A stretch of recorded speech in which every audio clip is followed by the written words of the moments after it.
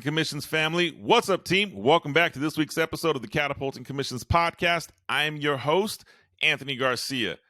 Thanks for joining me. 100%. We have just passed the 100th episode mark, and I appreciate you joining this journey. We started way back at the end of 2019, early 2020. If you recall from our very first episodes, all the way to our 100th episode, we have had an amazing lineup of guests, constantly building and focusing on one thing, right? Catapulting your commissions. So it's not necessarily the sales training, but there's so much that goes into having that high commission income, that high commission career, that high commission business. And it's not just, hey, Mr. and Mrs. Jones, will you buy my product? Because that's definitely not what we're talking about today. So let me tell you about the amazing guests we have lined up. Casey Jacox. He is a curious optimist, father, husband, friend, coach, author, business leader who strives to lead by example through authenticity, vulnerability, and positivity. He is the host of his own podcast, and I don't want to butcher it wrong, but it's the Quarterback Dad's podcast, and we will definitely put a link to that in the show notes. Cool thing about my buddy Casey here is he spent nearly 20 years with one organization in staffing. And if you know anything about the Catapulting Commissions culture, that staffing industry, that is the biggest or one of the most impactful relationship sales that takes place. And so I'm curious to hear on his time there. He has spent the last 2.5 years with his own company, Winning the Relationship LLC. Casey, welcome to the Catapulting Commissions podcast. Wow. God, the energy in that intro. I love it, man. You're getting me jacked up now. Hey, I tried, man. As a kid, I was what kid wasn't a diehard Chicago Bulls fan? So I always think about that intro, like when Michael Jordan and Scottie Pippen. That thing sounded amazing. So I don't know. It's my way of living. I thought you were going to say you like the Bulls just for Paxton. Oh, John Paxson. There you go. Yeah. Was it 91, 92? And I'm going to age myself. I do remember the shot. So that's right. Casey, man. Well, dude, welcome to the show. I love something in your bio. And as I was reading your bio, we were talking before the air, there's something that not a lot of people mention, right? And in your bio, you talk about over your career, adversity has always made you stronger. And I'll even share this with you, right? Two things, and Catapulting Commissions family, you know my love for adversity. Number one, anybody who ever interviews to work with me in any shape, form, or capacity, I ask this one question. Walk me through the greatest adversity you ever faced in life, and how'd you overcome it? Number two, in the Catapulting Commissions book, I 100% say we have to anticipate adversity. It's going to happen, right? It's coming. But not everyone likes to talk about it. It's like this taboo thing. And I'm like, oh, dude, we learn from that. We learn from our sucking mistakes. So talk to me about it, man. You are a fan, right, of believing adversity has made you stronger. So let's start there, man. Where did that mindset come from? Well, it came from a moment when I was 17 years old when I played high school football, and I ended up playing college football. So let's shout out to Uncle Rico and Napoleon Dynamite right there. Keep that streak going. There's a great quote by Coach Bennett from University of Virginia when he said, well, I'm paraphrasing, but he says, adversity is life's golden ticket. And you hit it, man. If people can't talk about adversity, then they're not real. They're not genuine, because that is how we learn. Change is either you deal with change or you get dealt by it. The adversity for me, I was skinny, I look like Beetlejuice, pumpkin on a toothpick. I was the smart quarterback. I was that was competing with another kid my junior year, and better athlete, stronger, faster. Baseball kid and playing in the major leagues. I got to AAA, play for the Yankees. Anyway, we have this intense quarterback battle, and that whole year going up to that quarterback battle, I had to compete, weight room, getting up early, changing my diet, throwing the foot, like everything you can imagine. Every ounce of hard work I had to squeeze out of my body. I'm going to fast forward the story because I'm going to have a long time here. So it came up to the very last week of the season, right before the start of the season. And we weren't sure who was going to start, whether it's going to be me or this other kid. Coach taps me on the shoulder. I'm stretching. He goes, "Hey, are you ready to be our starting quarterback this week?" And man, all this effort, all this hard work, I was like, oh my God, I did it. And so fast forward, I ended up winning the job junior year. We have a decent junior year. I get teased a little bit with some small schools. I ended up having a chance to go to the University of Washington football camp. Well, in that camp, I went with another one of my teammates, and I just went because I wanted to play with a lot of kids who were really, really good and see how I would respond. I knew I had a good camp, didn't really think about it, and I ended up winning most outstanding quarterback of the camp. All of a sudden now I'm on UW's radar. All of a sudden now I'm getting tickets to their home games. I'm getting recruited. I'm like, wow, what just happened? Now I'm ready for a senior season. I'm jacked up. I can't wait. The kid I beat out, he's now playing tight end. The last play of what's called a jamboree, and for your listeners who don't know, jamboree is like a practice game prior to the real thing. And in the very last play of the jamboree, I get put back in, and for whatever reason, they called a pass play. Lee Wright, 90 read, still remember it.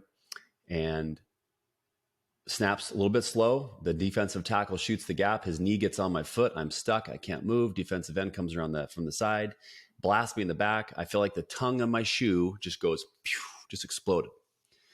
Try to get up, took a step, collapsed. Trainer came out. She says, I think you're gonna be fine. Mitch puts, pretty much rub some dirt on it. You'll be back Monday.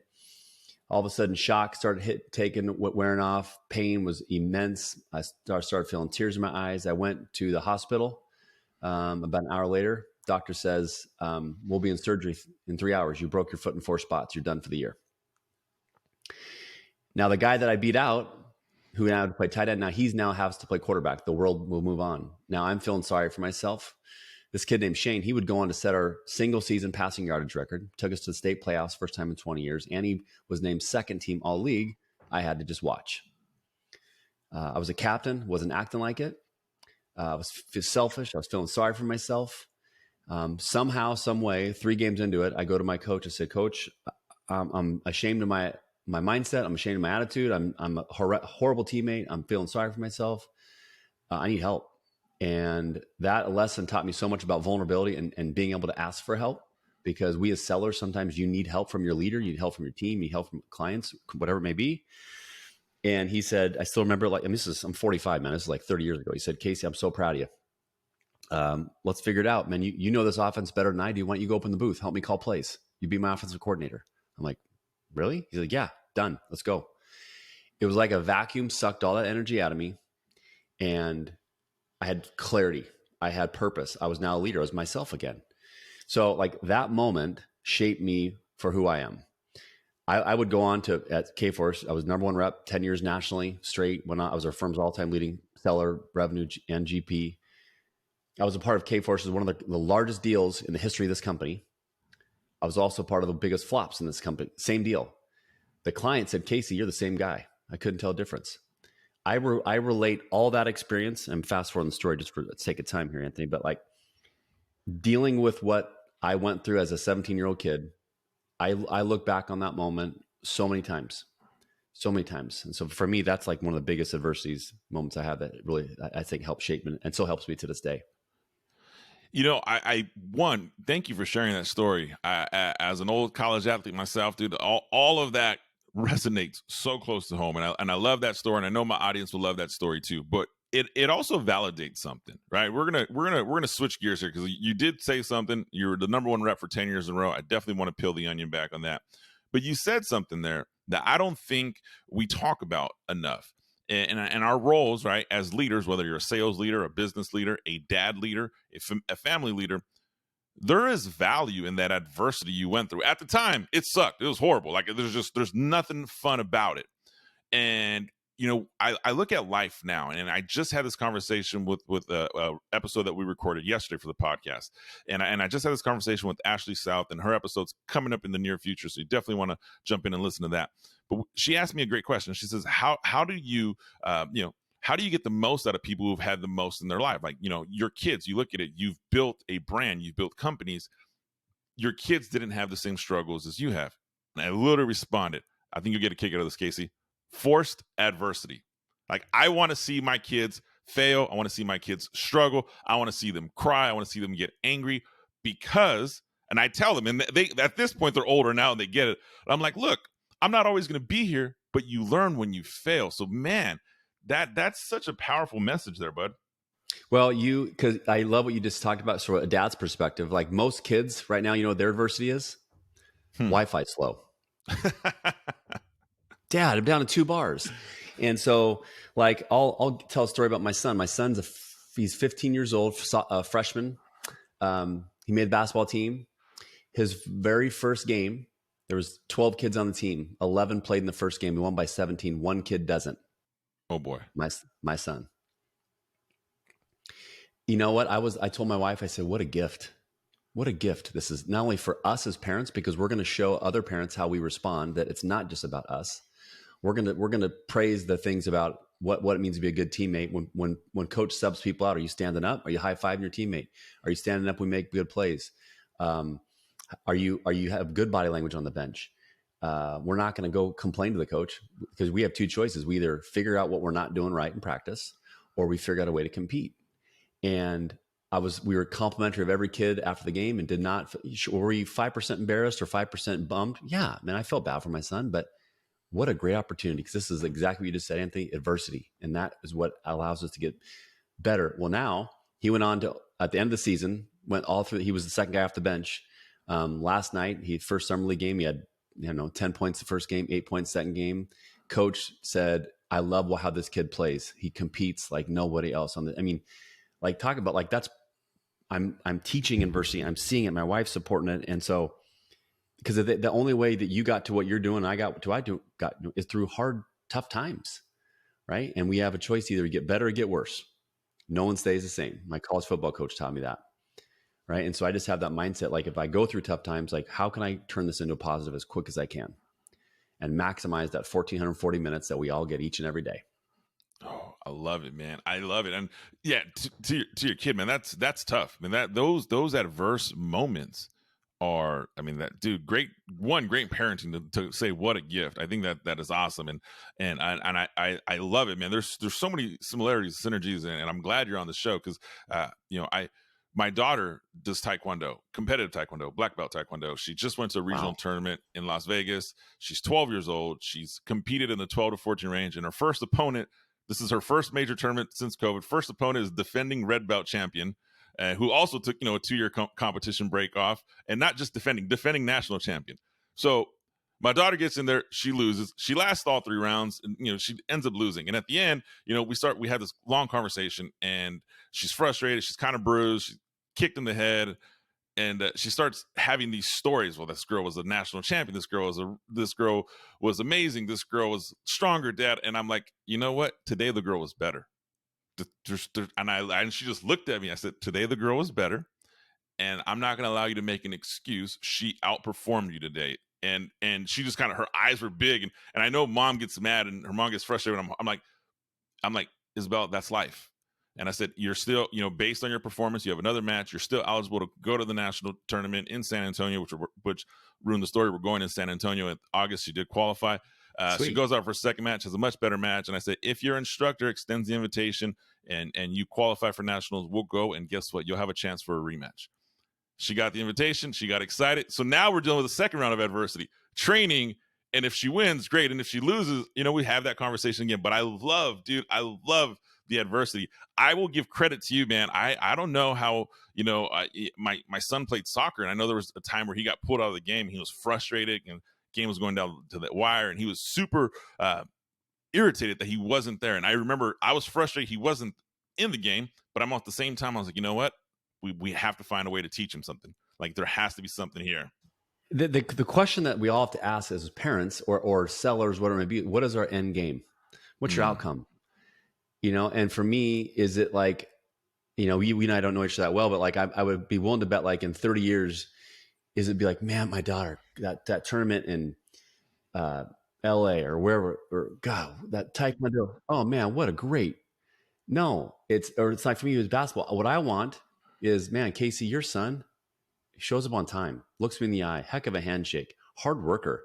He's going to be a great dad. He's going to be a great leader. Like, I want to create a good human being. And I have to, and I tell myself that often. It's not easy to do, because we all get wrapped up in like what is, opportunities, and what are they going to get this, they get that. But in the end, I just keep telling myself that it's not my journey, it's their journey. If there's like sales leaders out there, it's not your journey, it's your seller's journey. How do you help them get to a place they want to go? And that I usually say that it's through the questions we ask, just like tie this back to sales. If I try to convince my son, or if I try to convince my daughter to do something, or if I try to convince a client to do something, they're going to resist me. If I ask great questions of value to make it their idea, they're going to go do it for themselves. Right. And I think, to me, I just think about that. And I think about just end game. What's my outcome? I want good human beings. I want good employees. I want good clients. So I don't know. You hit a hot spot for me right there. Dude, I love it, man. Off South on purpose. And in the world of sales leadership, man, there's so many correlations just from being a parent to being a sales leader. Now, the difference is the sales people I lead are not my kids. I mean, some are the same age, some are older than me. I mean, we've been in business together. We've been working together for some of us for over 10, 15 years. So it's a different relationship. But at the end, it is still off myself on purpose. How can I get this person the most they want out of their life? So I love that, man. Let's switch this gear, go sales leadership on you. Casey, I can't let what you said be remiss. 10 years, 10 years, the number one rep in your company, 10 years in a row. Like, how is that even possible? It took a lot of reminding myself of life. It can be over tomorrow.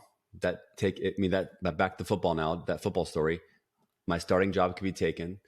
I was leading the league in passing. Ties back to Uncle Rico here. I was leading the league in passing my junior year. Coach Bill Baldwin benches me after 3 games in the first half because I played like dog crap. And then he put me back in the second half.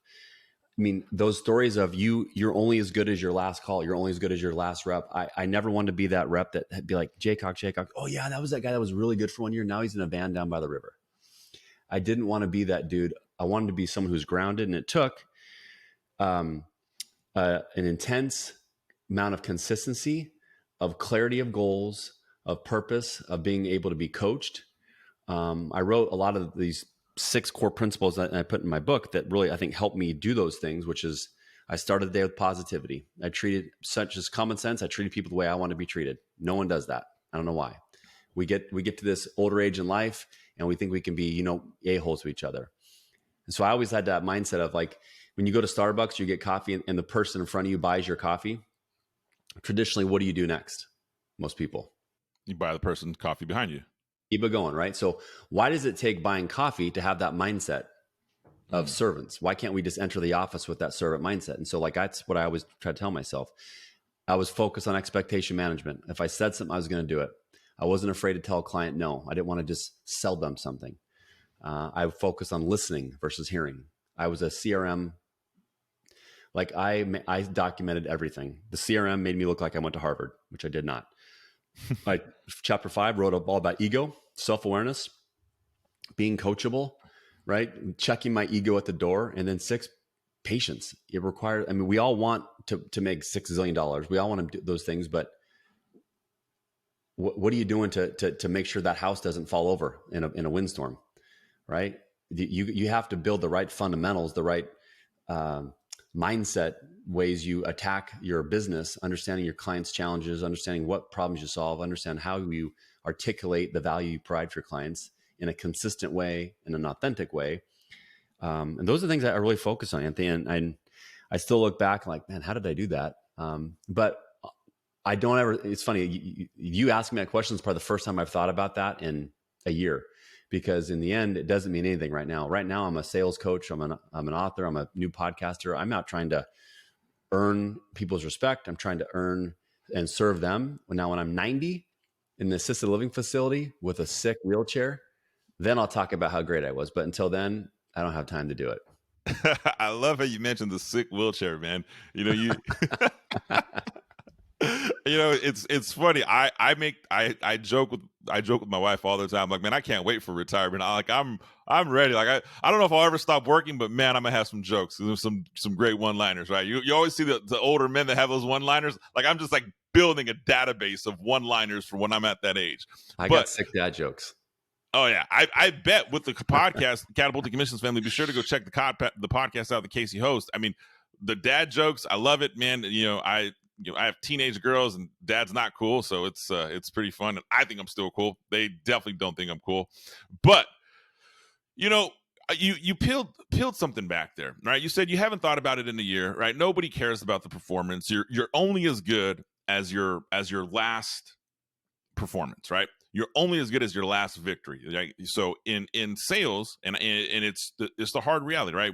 I've worked and you've worked. We've worked in competitive sales, quotas, budgets. I mean, people breathing down to get numbers, and you're only good as your last month, your last year, your last campaign, whatever it is. However, with that being said, you have sales employees who listen to the leader with WeFM? What's in it for me? Like, why am I going to work hard? What does the comp plan say? What does quota say? Oh, this year kind of sucks. I'll wait till next year. So you have an industry that tells employees, sales employees specifically, you're only as good as your last performance. You have sales employees that have a natural, well, I'm not going to do something if it doesn't benefit me. As a sales leader, how do we bridge that gap? You are what you allow. I will Ooh. say you are what you allow. And so as the best leaders I've been a part of, I define sales leadership, team leadership as humility plus vulnerability equals leadership.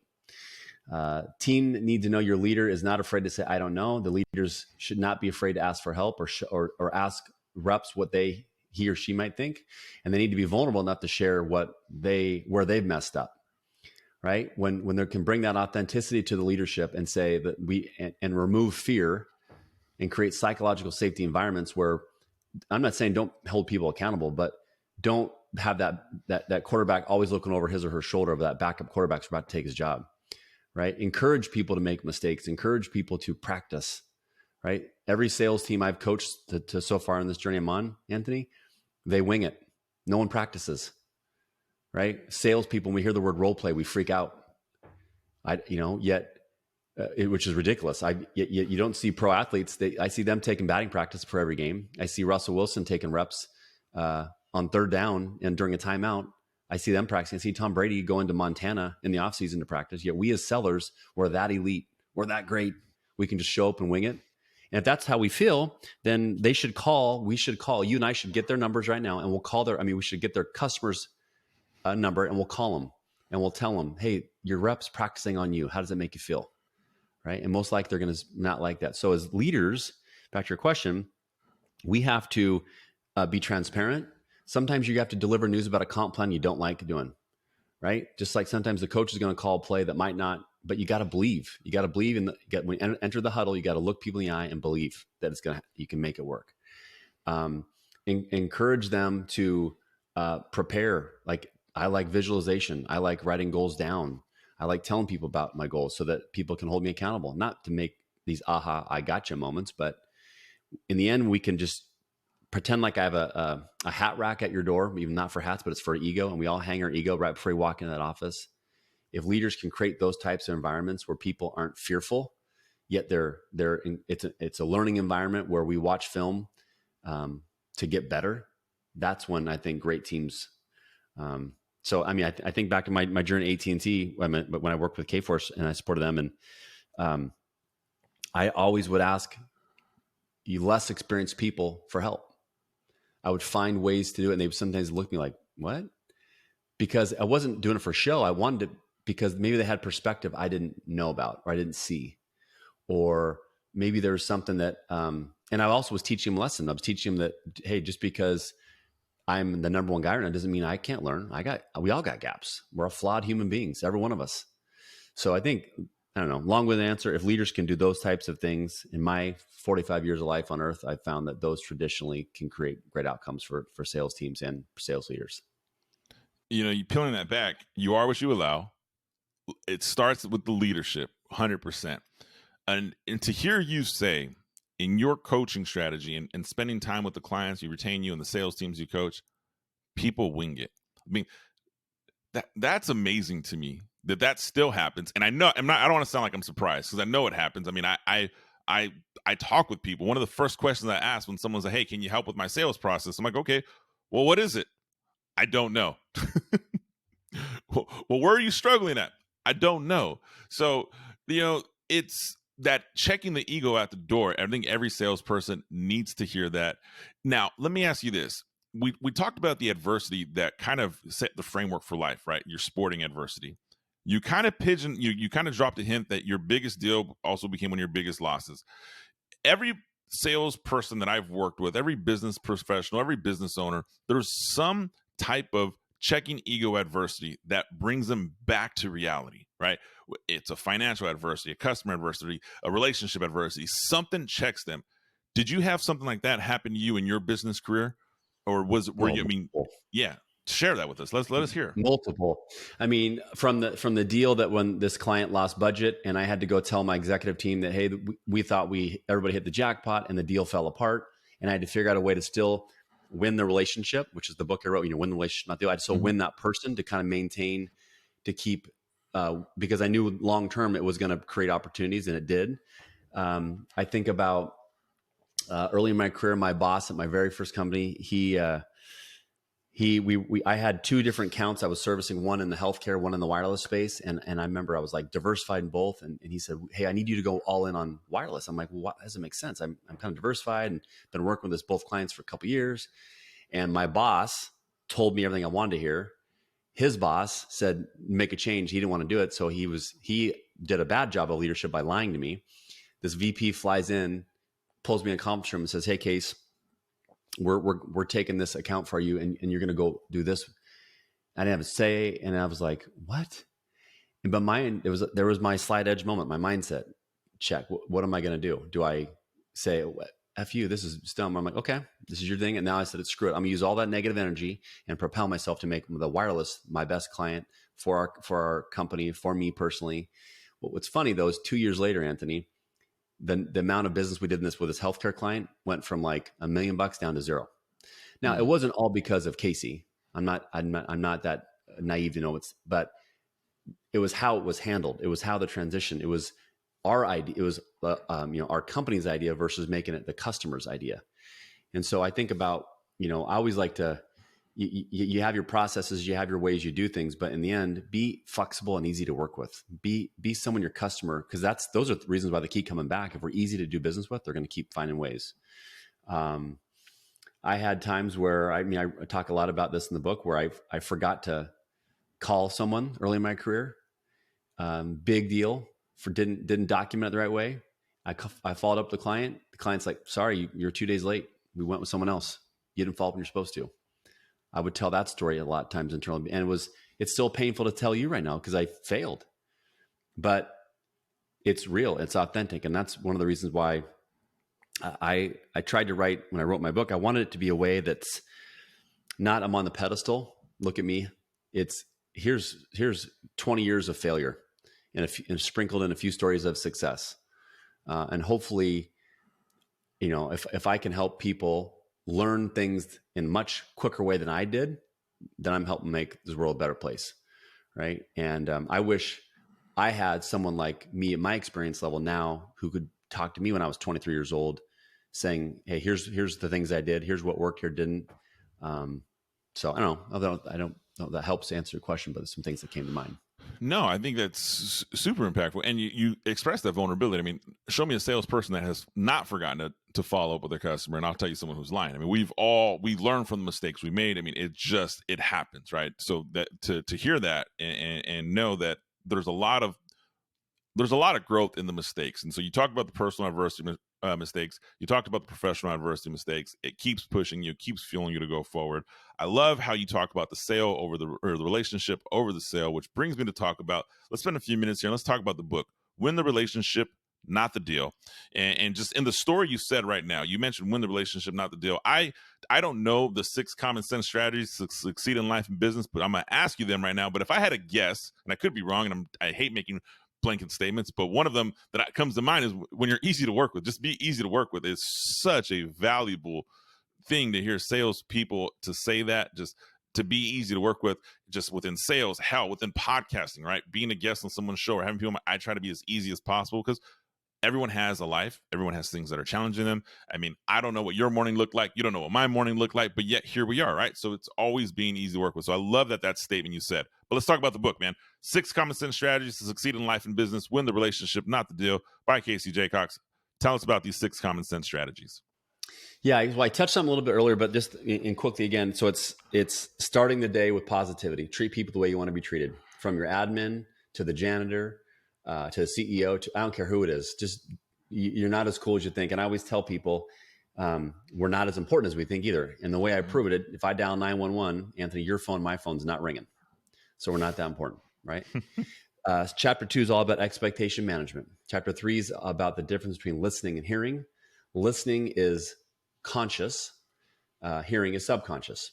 you can get better at listening. We aren't, as humans, aren't wired to multitask. We think we are, but like I say, the smartwatch was the worst thing ever built.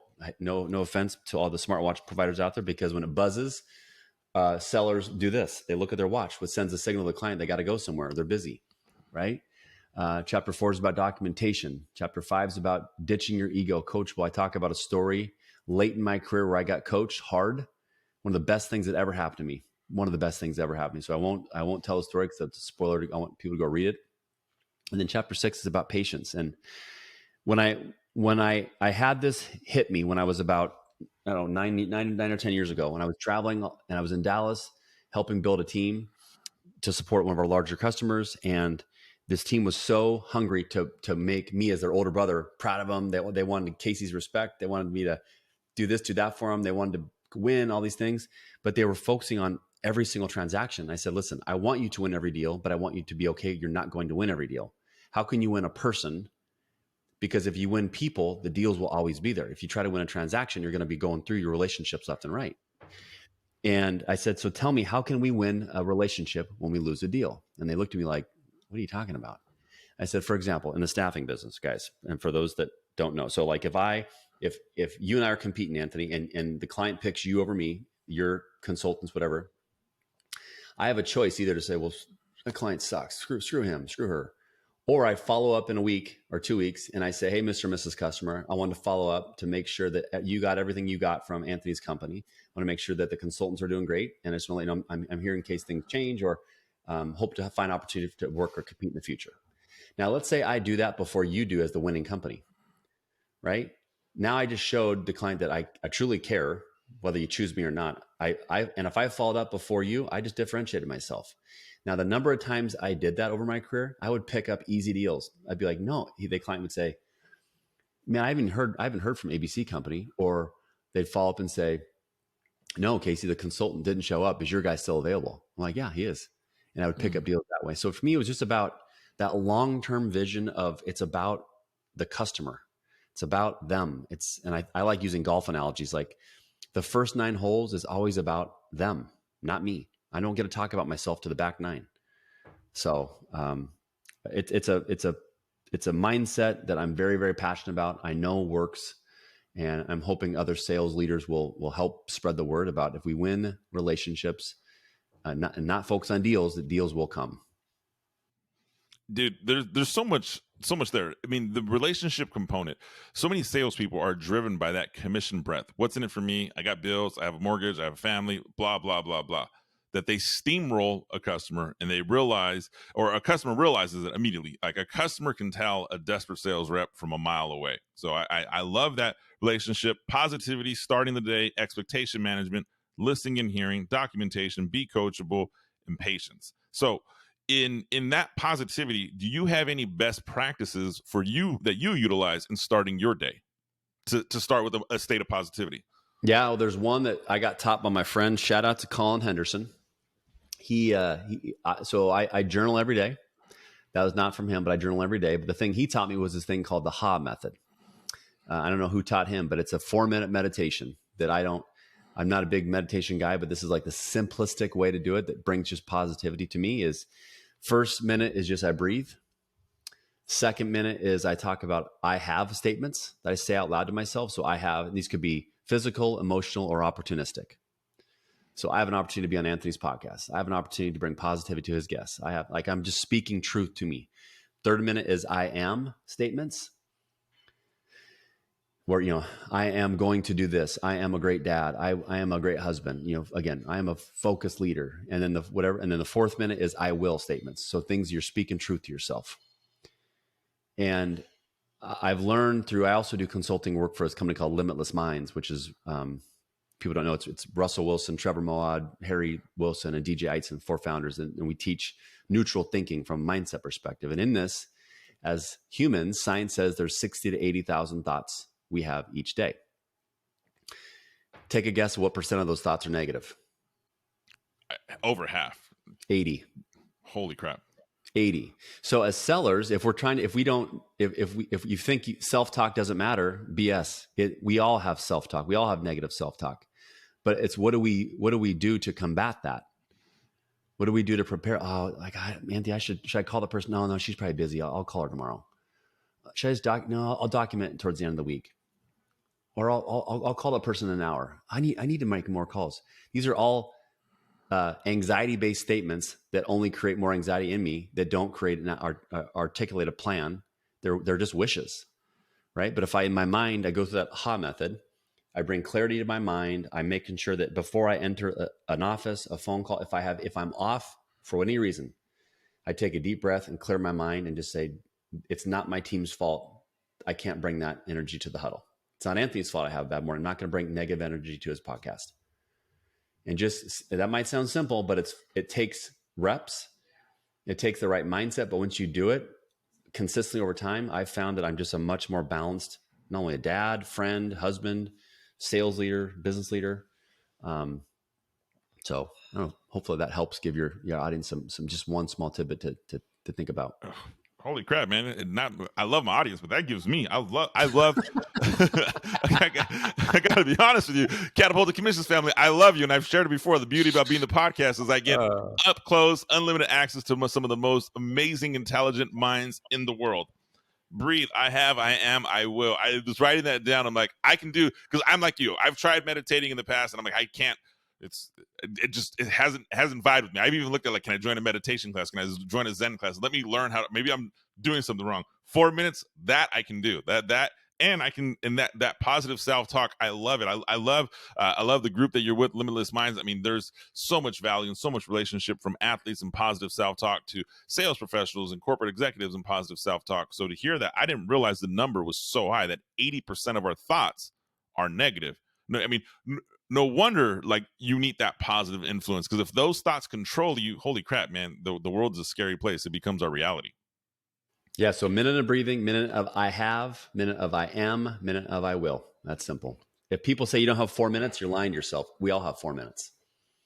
We definitely all have 4 minutes. Catapulting Commissions family, I encourage you to try that method, test it out, reach out to me, let me know your thoughts, reach out to Casey, let me know your thoughts. Casey, as we are wrapping up here, how does the Catapulting Commissions family get to know more about you? How do they find out about your book? And we will put a link, if you want to talk a little bit about your podcast and the premise on it, feel free, because we're going to put that link in the show notes as well. Cool. No, thank you. It's probably the best way to reach me is just visit my website, which is caseyjacox.com. So CASEYJACOX.com. I'm on LinkedIn. That's probably the most active social media I'm on. The book is on Amazon right now. So just search for Win the Relationship, Not the Deal. It'll come up. I encourage you, if you do read it, please leave me an honest review. I have a goal to get to 100 reviews in 2021. I just finished recording the Audible version of this book, so that should be out soon. I'm not sure when our episode will go live, Anthony, but we're in July right now, and so I'm just waiting for Audible to accept.